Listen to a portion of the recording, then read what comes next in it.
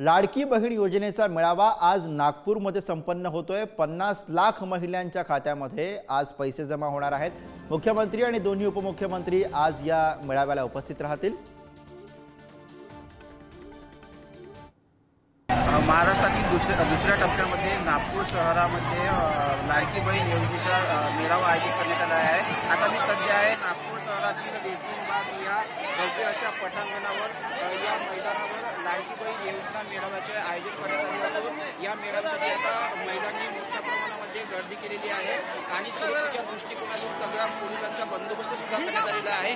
तर एकंदरीत पाहिलं तर महिलांना कोणत्याही महिलांकरिता बिस्किटची व्यवस्था, पाण्याची व्यवस्था आणि जवळपास या मेळाव्यामध्ये महिलांकरिता बसण्यासाठी खुर्च्यांची व्यवस्था करण्यात आलेली आहे।